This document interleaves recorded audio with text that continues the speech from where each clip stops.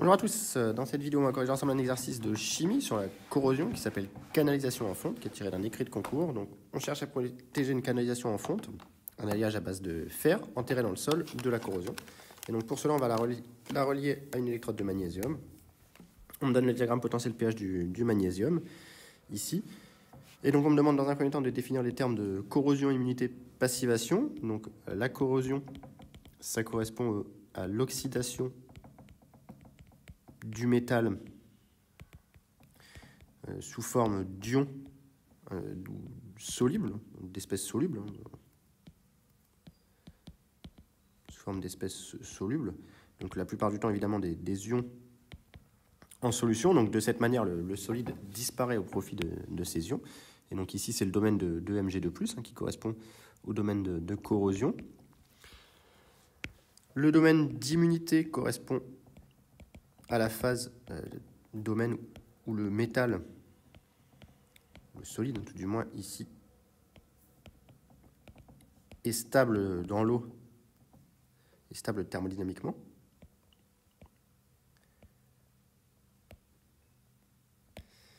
Donc ne réagit pas. Donc ici c'est le domaine du Mg solide. Et la passivation, la passivation ça correspond au domaine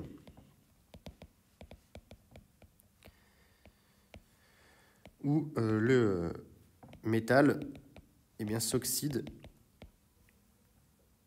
en un autre solide étanche, ce qui empêche l'attaque du solide du métal initial. Vous allez avoir une couche protectrice qui va se former sur le solide. Et donc ici, c'est le domaine de MgOH2, où finalement, dans l'eau, le Mg solide va réagir en milieu basique pour former du MgOH2, qui va venir protéger le Mg de départ.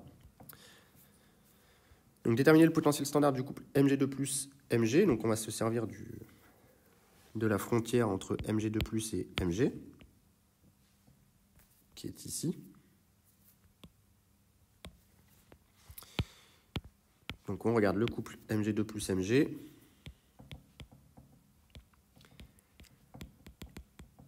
Donc on a la demi-équation Mg2 plus 2 électrons donne Mg solide. Et donc la formule de Nernst nous donne que E est égal à E standard plus 0,06 sur 2 log de la concentration Mg2 plus sur l'activité du solide qui vaut 1 ici. Donc directement Mg2+. Et ici, on sait qu'à la frontière d'un domaine d'existence, la concentration Mg2+ est égale à la concentration maximale en espèces dissoutes, à savoir la concentration de tracé, de travail, ici, 10-2.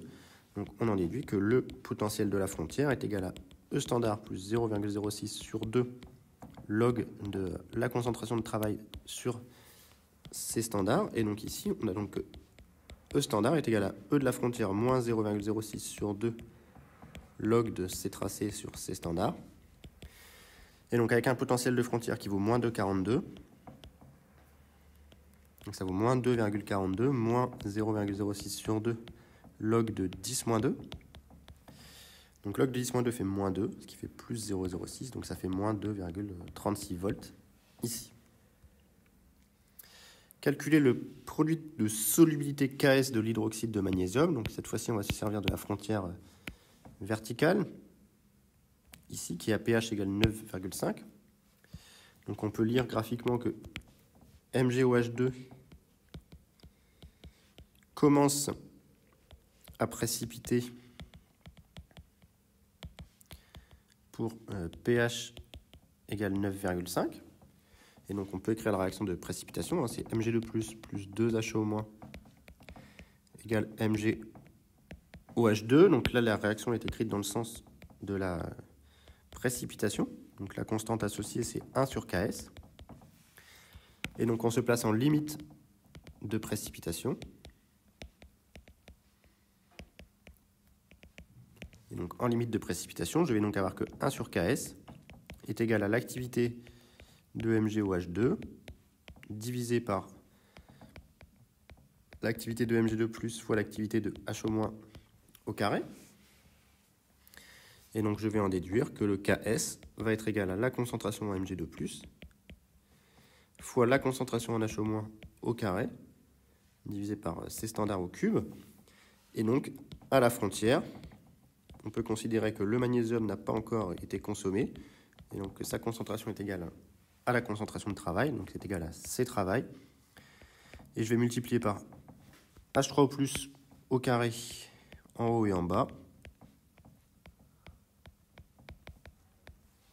de telle sorte à récupérer ici C travail fois KE carré divisé par H3O+ au carré. Et un C standard qui remonte, et donc j'en déduis que PKS est égal au potentiel de la concentration de travail plus 2 PKE. Et voilà. Ici, on prend le moins log, donc moins 2 pH, par contre. Donc ça me fait le potentiel concentrationnel, ça fait 2, plus 2 fois 14, 28, moins ici le pH, c'est 9,5, donc moins 2 fois 9,5, ce qui fait 19. Donc ça fait 11 ici comme PKS. Et donc KS est égal à 10 moins 11 ici. Alors la canalisation en fonte est-elle protégée de la corrosion? Si oui, et pourquoi? Et comment s'appelle le mode de protection mis en œuvre? Donc ici on a ce type de dispositif. Donc évidemment on est dans un sous-sol. Donc on peut imaginer qu'on a de l'eau dans ce sous-sol, éventuellement du O2. Et donc ici la canalisation en fonte elle est constituée de fer. Le magnésium, ici on va regarder finalement quel est le meilleur réducteur.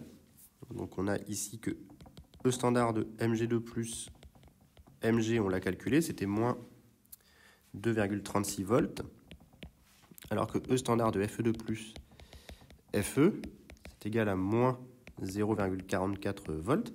Donc on en déduit que Mg est un bien meilleur réducteur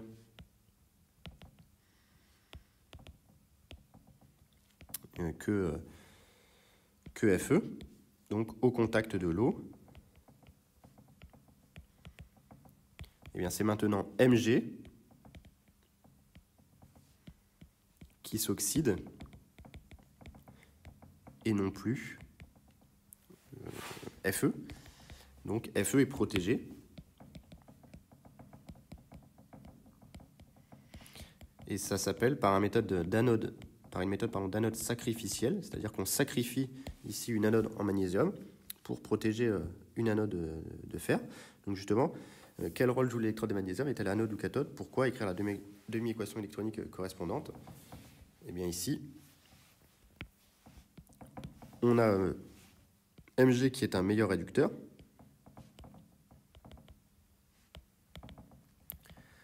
Donc on a oxydation de Mg. Donc Mg va donner Mg2 plus 2 électrons si on suppose que l'eau est assez soit acide soit neutre, ce qui va être à peu près le cas ici. Et au contact de l'électrode de fer, eh bien on a réduction de H2O, ici sous la forme H2O, 2H plus 2E-, égale H2 gazeux. C'est-à-dire que si on reprend le schéma, et bien maintenant le magnésium Mg ici, on a compris qu'il allait donner en solution Mg2+, plus des électrons qui vont donc transiter ici le long de cette soudure pour arriver au contact de la canalisation en fonte. Et donc l'eau qui se trouve au contact de la canalisation en fonte, H+, va consommer ces électrons pour donner du H2 gazeux ici. Donc le courant circule maintenant dans l'autre sens, hein, ce qui fait qu'on a fabriqué une pseudo-pile avec un pôle plus ici, un pôle moins ici, qui correspond donc à l'anode, et ici à la cathode. Et si on trace un petit peu l'allure des courbes intensité potentielle, on n'a pas du tout la donnée des surpotentiels, ici, donc avec un faible surpotentiel, pour H plus H2, et en supposant un pH qui serait de l'ordre de quelques unités, de 7, mettons, pour être en milieu neutre, eh bien on aurait un potentiel d'équilibre du couple H plus H2 qui serait égal à 0 moins 7 fois 0,06, moins 0,06 pH, qui ferait moins 0,42 volts. Et donc on aurait ici, avec un léger surpotentiel, voilà, la courbe H plus donne H2, et on aurait maintenant la courbe ici, Mg donne Mg2+, ce qui conduirait à un potentiel mixte, et donc à un courant non nul ici, d'oxydation et de réduction.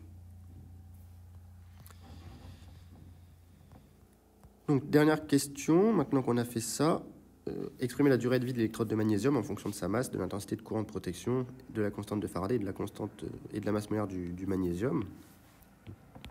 Donc ici maintenant le réactif limitant c'est Mg.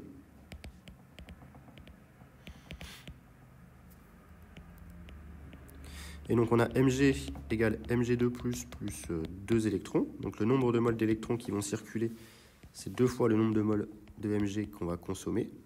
Et donc ça c'est 2 fois la masse de l'électrode de magnésium divisée par la masse molaire. Et on sait que Q, la charge qui va être débitée, c'est le nombre de moles d'électrons fois la constante de Faraday. Et c'est aussi égal à I delta T. Donc on en déduit que delta T est égal à 2 fois la masse du magnésium fois le Faraday divisé par, ici, I fois la masse molaire du magnésium. Donc voilà comment on pourrait calculer, connaissant éventuellement la masse de l'électrode, la durée de vie de cette anode sacrificielle. Donc voilà pour cet exercice, qui est un exercice assez classique, mais qu'il faut bien savoir traiter. Donc s'il y a des questions, surtout n'hésitez pas à les mettre en commentaire et j'essaierai d'y répondre.